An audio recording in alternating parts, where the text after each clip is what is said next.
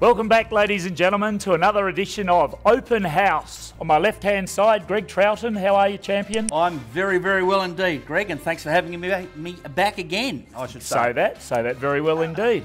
And Michael, fresh off a fantastic article in the Advertiser, mate. Welcome to the seat again, and presidency's away and well. Yeah, it's going to be an interesting year, just as the economy recovers and how it affects real estate. Yeah. Look, the South Australia's pricing legislation, Michael, came in about 12, 18 months ago and has ensured that the consumer is far more aware of what we're trying to do with, or the anticipated price ranges of what particular property we're looking for. Do you want to just talk us through how we can price now? Yes, it's interesting. I think it came in because there was some underquoting in the industry. People were for auctions and so on, were quoting well below either the reserve price or what the property actually reached. So the government, with consumer legislation and protection in mind, came up with basically three options, and this is the way it stands at the moment.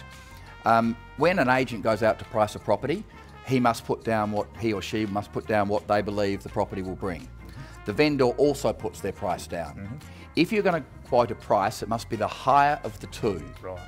If you were working with the vendor, how do you go about actually showing them where their property sits? So what information have we got at our fingertips for the owner of the property that you can actually show this is where it actually sits in the marketplace? How do we go about that process? Well, I reckon from a hands-on point of view, Mark, perhaps you can answer that, how you do that on a daily basis. Yeah, I forgot you're out of the selling game for a while, mate. I'm still out there, I tell you. No, it's a good call, Shep. How do we actually go about? Well, we just sit down with them and run through some comparable sales or recent sales of properties that really are something that they would say are very similar to what they're currently looking at putting on the market.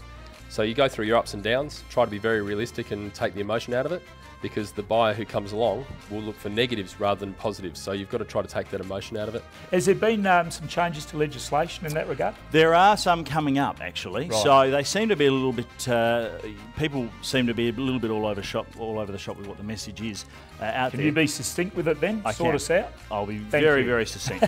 Very simply, we are looking to move in 2011, seems like a long way away, but I'll talk about that a bit further.